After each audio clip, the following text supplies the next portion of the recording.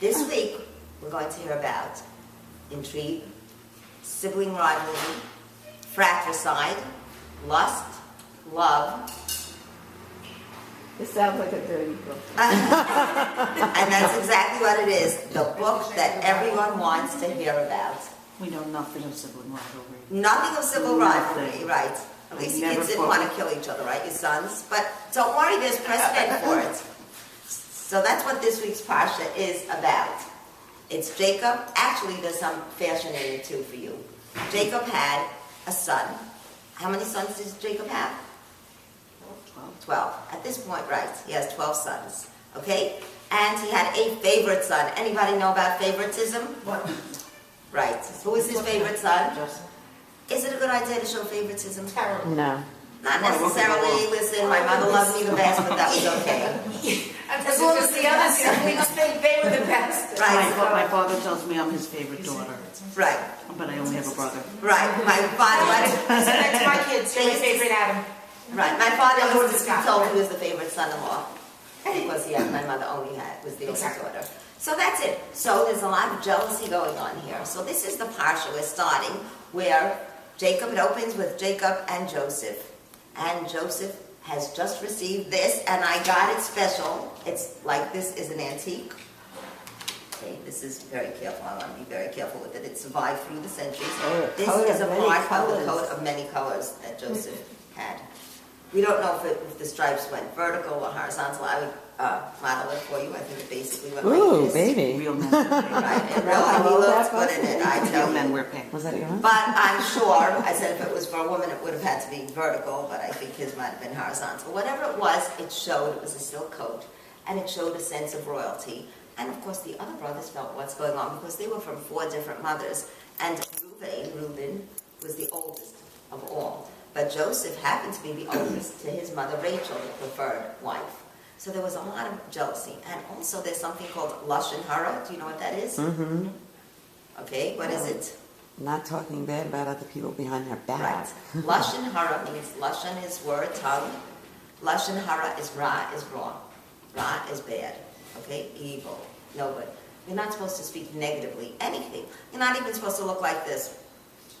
That's a way of looking. This is a way. Even though any form of negative communication, we're supposed to speak highly. What is speech? We, the women, believe it or not, I know you find this hard to believe, have the power of speech. They said speech was distributed to this world, and 9/10 of it, 10 measures, 9/10 of it went to women. The man has 1/10. So if they don't talk, you have to understand why. But Joseph used to come back and report about his brothers. He would say, this one did this, and this one did that, and they said he actually did. But it was a misconception. All right? But he wasn't supposed to speak that way. When we talk about these tzaddikim, these great righteous people, they are being measured on a different level than we are. We are not held to their standards, and they are measured. Like if they just do one little thing, we can't even understand it. Like Moshe, the reason he wasn't able to go into the land of Israel is because he supposedly hit a rock instead of speaking to it, but he did speak to it. So we don't really understand a lot of this where they say somebody did something that wasn't right. Anyway, the brothers and the father, Jacob, had a very special relationship. They said that Jacob also identified with Joseph because they looked alike. They were both born to mothers miraculously. Both mothers had been barren. They both were considered the favored child status. And they have a list of other things. I just thought it was so interesting how much they had in common. They both had brothers who hated them. Right? Because Jacob had the brother Esau. They both had brothers who wanted to kill them. They both eventually became very rich. They both had wives and kids that were born in a foreign country. They were not born in Israel. They both ended up in Egypt. And they both had dreams. Jacob had the dream about going up and down a ladder. That was in a previous parsha. If you missed that, you should catch up on it. And here Joseph has his dreams. All right? And they both actually die in Egypt but get buried in Israel. So he identified him. All right, now he has a dream. That's where it starts. How many of you knew about these dreams? You know, the stalks, Joseph. To add, as we say, insult to injury, Joseph wakes up one morning and tells his brother, boys, did I have a dream last night? What happened? 11 stalks bow down to my 1 stalk of wheat. Okay? Brothers did not like that too much. Comes back the next night and says, wait, I have another dream. stars, the stars and the sun and the moon all bow down to me. Now this is making the brothers think, what are going on, you know? Why should he be the one who's superior, who's this? Now it turns out eventually he is. And they said, we don't think these dreams are going to come true. And God, according to the Mefarshim, according to the commentary, said, let's see who's right, because eventually they did come true. Okay, so now we have this scenario, right? The brothers hate him. He talks about these dreams. They also were right in their conception of why they hated him, because each one of the fathers, Abraham had 2 sons, one good, one not good. Isaac had 2 sons, one good, one not good. And now Jacob comes along. So they figured, for sure, there has to be a not good brother among us, because there was never a father, a patriarch who had a whole family of good children. So they said, here he is, he's speaking evil about us, he talks about us. What he actually said is things like, oh, this other brother is the children of the slave, which 2 of the wives were housemaidens. You know, they were, it's an interesting thing. There were 2 wives, Rachel and Leah, and there are 2 wives that were their handmaidens. They were also their really half-sisters, and they were, in those days you were allowed to marry more than one. So he spoke about them, but he didn't mean that. He meant like the handmaidens' daughters, not in a derogatory way, but they took it the wrong way. And they said because he did say that, because there's a concept of measure for measure, eventually because he called them in some ways, it was interpreted as, you know, the children of servants. Eventually he became a servant, Joseph. So in life there's this, you know, you do this, you know, God measures, but always in a very positive way. Does it say whether Joseph realized how angry or insulted it was making his brothers?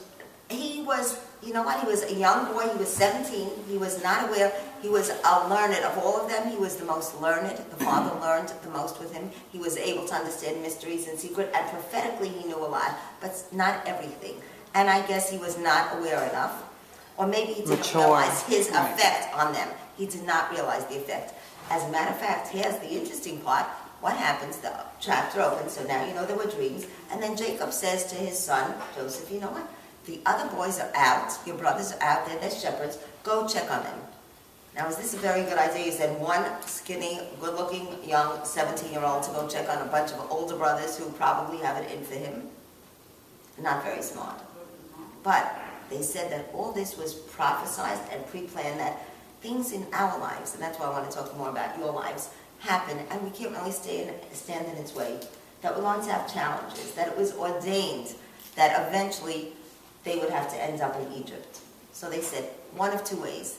Jacob could have ended up being brought, Yaakov, the father, could have been brought down in exile to Egypt, and with chains, or he could have come down, which in the end, if you know how the story ends up, he comes down royally to Joseph. But I don't want to jump ahead. So right now, because it's really a cliffhanger, this chapter, this parsha. Okay, so now we have the scenario, right? Joseph goes, and the brothers see him coming, and they say, look who's coming here. Who is that guy? Who does he think he is? And they said, let's throw him to the dogs. For someone who speaks evil, that's one of the punishments. And they said, no. The other brother, Reuven, steps up, and one says, let's kill him. And Reuven says, why do you want to shed blood? The oldest, why do you want to have it on your hands? So he didn't say, don't kill him. He says, why do you want blood on your hands? Why do you want to be considered a murderer? Let's throw him in a pit.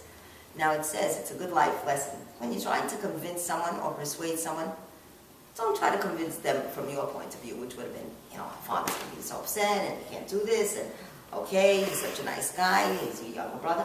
What do? You think, how are they thinking? Nobody wants to be considered a murderer. So he appealed to them. When you want to talk to your kids, oh, study, because you know what, I'm so tired and I can't stay up with you to watch you do your homework.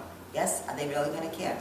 But if you say study, you're going to do well on the test, eventually you're going to get into honors, and you're going to feel really good about it, or we'll take you somewhere. What appeals to them? So when you persuade someone, take it from their view. Right? So they were destined. So then he goes, right? He goes, and of course, what do? They throw him in the pit. And they said, the pit is empty. That's what the words in the parsha said. The pit is empty. There's no water in it. But was it really empty? No, there were snakes and scorpions in it. But God protected him. However, it says in life, nature abhors a vacuum. There's nothing that's empty in your life. There's nothing. There's meaning of everything, and everything you do has meaning. There's no vacuum. Also, it means that if you leave it empty, if you don't give your kids spirituality, if you don't fill their time, they're going to find something to fill it. There's a vacuum. In our lives, there's a vacuum. If there's a vacuum, you're going to fill it, whether you fill it with sitting on the internet and doing something, or whether you go out and change the world, or get into a business, or do yoga, or, help other people.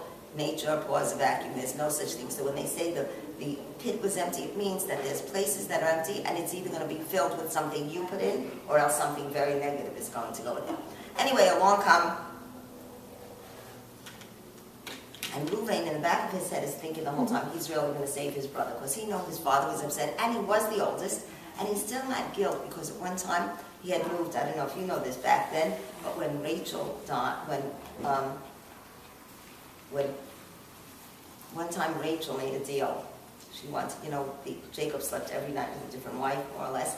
And at one point, Rachel wanted these special flowers. They said they were probably fertility flower or something that would help her in a medicinal way to have children. And she told her sister Leah, let me have some of these flowers that your son Reuven brought you, and I will give you the rights of sleeping with, it's my night. So they said that Reuven actually went, and after Rachel died, he moved the bed. He moved the bed when Rachel died, because he wanted Jacob to sleep with his mother. So they said because he did this, you're not supposed to interfere with your father's life or take. So he always felt guilty, and his father was upset. But he was the oldest, and he did have a sense of responsibility. And then he said, let's not kill him. So they throw him in the pit, and they all go out to eat. So they said they didn't feel guilty. They would not have sat around eating had they felt it. And you could see sometimes when you do something, and like it's bothering you, you did something wrong. But if it's okay, in other words, they say, trust your own instincts a lot of times. Okay, so what happens? Along comes Reuven has this plan. He's going to go back and rescue his brother. In the meantime, however, along come camels with these Ishmaelites, the Islam, Muslims, and then they said it was Islamites and Midianites, different sects, and he was traded 4 times, and they said, we want to sell our brother to you. They took him out of the pit. They said, how much? 20 silver coins. 20 silver coins. Later in history, unfortunately, we pay for this of the brothers, but they sell them for 20 silver coins. Okay? And they go, and this is where it continues, and they take the coat, they have ripped it off him, they dip it in goat's blood, and they run home to their father, and they say, Father, do you recognize this? And he says, oh my God, that's Joseph's. And of course, he's devastated. And he actually mourns for the 22 years till he sees his son again. They say, why 22 years? Because Jacob had left his family for 22 years. When Jacob was running away from home, remember he stole, I don't know if you know this, he got the blessing that Esau was supposed to get. But really, we understand that really he was destined to get it. His mother said, go put on goat hair, because he had to be furry, go put on goat hair. It says this is a lot about goats and coats. They took the goats and they made a coat out of it. They took the coat and dipped it in goat blood. So it comes, everything reverses, because there really is a plan. The whole thing is that God is up there manipulating the world, making it happen. It's not by chance that Joseph found his brothers. It's not by chance that he ended up in the pit, in the bar. It's not by chance that these men came along, the Ishmaelites. And not only that, it's not by chance that usually they had things like kerosene and all these evil-smelling things that they transported. This time they had fragrances, which was very unusual for them. Why? Because God wanted Joseph to know, listen, you're not alone. It was almost like a message. We get messages. It says, like, God forbid your kid is kidnapped, or someone picks them up to take, let's say to a class that they hate. But inside, the person, the driver says, hey, wait, your mother sent this along. What is it? Oh, it's my favorite snack. Oh, my mother has my best interests at heart. So in other words, there are messages that come in our lives. Look for them. You know what I'm saying? Like something will happen. Like maybe the fact that you bumped into her or you bumped into her. It's a message. It's like, go to the class, be there, connect with your Judaism. That's the only message I think in her life was for this moment right here, right now. I'm happy that Karen mentioned it. The fact that she mentioned it out of context of everything else. And I picked up and said, oh, can I be invited? Right. So I'm saying life really, so you know what I'm saying? Or if you go away sometimes. Another nice thing to do, they say, to rekindle your relationship with whoever, your friend, you married, write a cute note. Did you ever come across a note and see it and say, oh, wow, look at that, they thought of me. So this was God's way of saying, all this is destined to be. We don't understand it, but it's destined to be. So then he goes to another, this is the interesting part, he goes and he's sold to a place, Potiphar. This was the Egyptian that he sold to as a slave. And because God was with him, everything he did turned out great. He got involved with the business, all of a sudden the crops are good. Everything is going so great. The only thing is Potiphar has this wife. And all of a sudden this good-looking 17-year-old guy comes who's good at everything. And they say he was extremely handsome. He was this beautiful. He had a beautiful mother. And it says Rachel was beautiful, in the actual words in the Torah. And it says about Joseph. It's very rare that they comment about it. But their beauty was so exceptional. A few people, Sarah, Rachel, they had outstanding beauty. And he's in this house, and he was very good, and he had a lot of faith in God. The whole time he trusted in God. She said to him, why are you mumbling? Why are you mumbling? He says, well, I actually speak to God. So Potiphar, his master says, God, who's this God? I want to see him. He says, you see the sun over there? Look up at the sun. He says, I can't look up at the sun. It's too bright, too powerful. He says, well, if you think the sun is too bright and powerful and you can't even look at that, how do you expect me to show you my God, who is more powerful and who created the sun? So a lot of times when we say in our lives we want to see God in our life, this is Shifik. She is the sun in our organization. But we can look at you because she's bright and she's warm, but she's we're able to see her. More the moon. The more the moon. It reflects everyone else's sunlight. And that's actually what they say about women. We are the moon, and we go according to the moon, and we're, cyclical and all that, and we know when to be forward and when to step back. And I'll just throw in that on Hanukkah, it's the darkest part of the month. Most of the holidays, start in the beginning, in the middle of the month, the 15th, the middle of the Hebrew month. But they want Hanukkah when the times are the darkest. And this parsha, that's why the parsha about Joseph and getting thrown into the pit and eventually being sold as a slave and then going to jail and then is all about the darkest times. If he didn't have faith, he would have had to say, what is this? All right, so now we're up there. There's Potiphar. He understands that Joseph is talking about his God, that he has a connection with God, and Potiphar's wife, who's after him. And she tells her friends, girls, what am I going to do? I'm going crazy. I'm losing weight. Not enough yet. This woman was complaining. She wants to leave her husband. And she looks terrible. She's losing weight. She says, so leave. And she says, I have 5 more pounds to go. I can't eat. So until she loses all the weight. But anyway, Potiphar's wife is trying to actually seduce Joseph. But he resists. He keeps resisting. She says, I can't take it anymore. One time, there's a festival. The Nile overflows. They all go out. She stays home. And Joseph is still in the house. Now, they do say that Joseph should have left the house. He had his work to do, and he did, but never put yourself in a situation that is dangerous, that is tempting. In other words, if you have a computer and you don't put controls on it for people, if you know that you're on a diet, don't walk into a bakery.